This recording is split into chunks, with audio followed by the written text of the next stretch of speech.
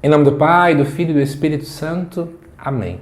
Amados irmãos e irmãs, é com muita alegria que nós estamos aqui para juntos estudar e meditar a primeira leitura que a Igreja nos apresenta para este domingo, que é o 26º domingo do tempo comum do ano B.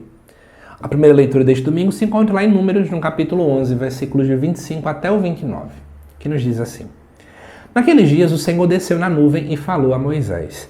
Retirou um pouco do espírito que Moisés possuía e o deu aos 70 anciãos. Assim que repousou sobre eles o espírito, puseram-se a profetizar, mas não continuaram. 2 homens, porém, tinham ficado no acampamento. Um chamava-se Eldade e o outro Medade. O espírito repousou igualmente sobre os dois, que estavam na lista, mas não tinham ido à tenda, e eles profetizaram no acampamento. Um jovem correu a avisar Moisés que Eldade e Medade estavam profetizando no acampamento. Josué, filho de Num, ajudante de Moisés, desde a juventude disse: Moisés, meu senhor, manda que eles se calem. Moisés respondeu: Tem ciúmes por mim? Quem dera que todo o povo do Senhor fosse profeta e que o Senhor lhe concedesse o seu espírito. Amados irmãos e irmãs, vamos então entender o contexto aqui do que está por volta, antes de qualquer coisa, desse relato da liturgia deste domingo. Primeira coisa, o povo estava reclamando, o povo estava murmurando. Moisés começa a se sentir fraco diante daquela situação e ele recorre a Deus: Senhor, está difícil, está complicado lidar com tudo isso. Eu dou uma risada porque eu escuto muita coisa das pessoas, né? E às vezes assim, acontece de líderes pastorais, líderes de grupos, dizerem que estão cansados, dizerem que estão fadigados, dizerem que precisam de ajuda. Aí falam isso para o padre, ou falam isso a Deus em oração. Aí de repente Deus manda novas pessoas, ou para estar naquele local de coordenação, para a pessoa agora poder descansar, ou pessoas para ajudarem aquela pessoa. E sabe o que essa pessoa faz? Fica com ciúme. Sabe o que essa pessoa faz? Começa a dizer assim: estão querendo roubar o meu lugar. O padre está querendo me substituir. O padre está querendo me aposentar. Gente, já escutei tudo disso. Isso é muito complicado porque é o oposto daquilo que Moisés fez. Vamos voltar para o texto. Moisés pediu a Deus ajuda. Diz o versículo 25 que Deus desceu na nuvem. Por que essa história? Porque se tinha uma compreensão naquele tempo, né? Eu queria que vocês entendessem bem. O povo que caminhava no deserto, eles eram aguçados naquilo que hoje a gente chama de teologia natural. O que é a teologia natural?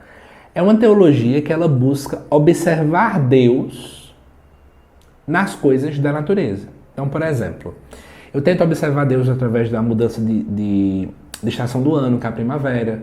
Eu tento observar Deus numa nuvem que está junto a nós e por aí vai. E diz o povo que, enquanto eles estavam caminhando para o deserto, tinha uma nuvem que acompanhava eles, né, que trazia sombra.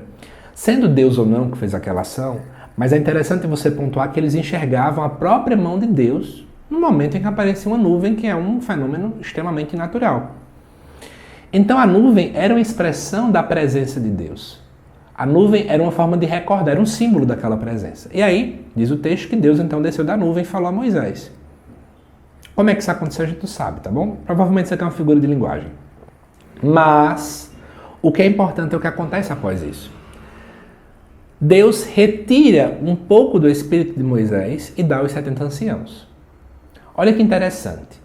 Muita gente pode achar estranho. Nossa, mas Deus não poderia ter dado uma porção nova para aquele povo? Fica usando do outro, fica tirando o poder de Moisés. Mas o foco do texto é mostrar o seguinte: a partilha, né? Essa dinâmica da união, é o mesmo Espírito. Não é um Espírito diferente, mas é o mesmo Espírito que agia sobre Moisés, que agora age sobre o povo, né? Essa partilha também que existe, o poder agora é partilhado, é essa visão. Né? E aí o que acontece? Dá os 70 anciãos, e quem eram os anciãos naquele tempo? Eram pessoas mais velhas, respeitadas pela comunidade, que muitas vezes estavam ali atuando na hora de tomada de decisões. Assim como acontece hoje, né? Eu tenho uma pessoa mais velha na minha família, eu procuro aquela pessoa para poder pedir um conselho. Normal isso acontecer. E aí, diz o texto que eles começaram então a profetizar, mas não continuaram. Essa história do não continuar é interessante porque, se você observar muito bem, é um pouco diferente do que acontece em Pentecostes. Em Pentecostes o Espírito Santo vem, mas o povo persevera. É como se fosse ter uma noção de que no Antigo Testamento eu tenho um início, uma primícia do que é que vem ser de fato a descida completa do Espírito Santo. Só que o estranho do texto, e é isso que é o foco que a liturgia quer fazer, para fazermos uma boa ligação com o Evangelho, é perceber que tinham duas pessoas que não estavam ali junto com esse povo. E de repente, o Espírito Santo também veio sobre eles. E eles não tinham ido à tenda, mas mesmo assim profetizaram. Algum problema? Claro que não.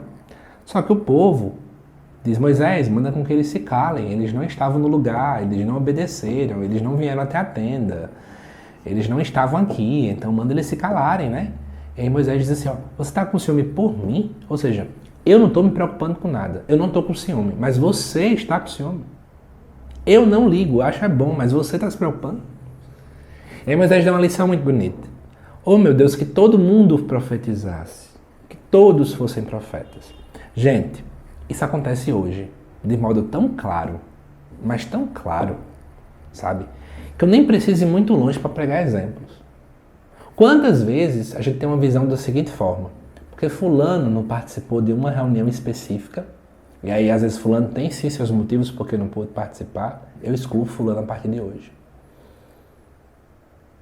Eu não procuro saber porque fulano foi, sabe? Ninguém procurou saber porque que Eldad e Medad não chegaram até a tenda. Eu não procurei saber. Apenas me incomodei porque eles estavam profetizando. O incômodo não era porque eu soube o motivo, porque eles mentiram, porque eles enrolaram. Não, não tem nada disso. E acontece a mesma coisa hoje. Ah, porque fulano faltou, então fulano vai ser desligado. Ah, porque fulano não sei o que, fulano vai ser desligado. Mas ninguém procura saber por que foi que fulano veio. Será que foi um motivo justificado? Né? Será que foi porque ele realmente não pôde? Sabe? Gente, às vezes a gente coloca tantas regras, tantas burocracias, que eu acabo abafando a ação de Deus. Eu não estou querendo dizer que eu quero um mundo sem regras. As regras, elas são importantes. As regras existem em qualquer ambiente social para que exista de fato aí uma convivência pacífica entre as pessoas. Mas, embora as regras existam, a gente não pode permitir com que as regras abafem o outro, abafem a humanidade do outro, abafem a dignidade do outro, abafem inclusive o nosso acolhimento. Como é triste ver hoje em dia ainda ciúmes dentro da igreja do nosso Senhor Jesus Cristo. E somos cristãos ciumentos, sim. Tem padre que quando é colocado para outra paróquia fica com ciúme porque o povo está postando foto com o novo padre que chegou. Ou o padre atual fica com ciúme porque o povo está visitando a paróquia daquele que saiu. Ciúme. Tem pessoas que ficam incomodadas porque está percebendo alguém crescendo, aí dá um jeito de ir lá podar aquela pessoa porque não quer que alguém cresça também. Gente, vamos parar com isso. Aprendamos como Moisés. Oh meu Deus, como seria bom se tivessem mais profetas, mais pessoas que permitissem ser usadas pela ação de Deus.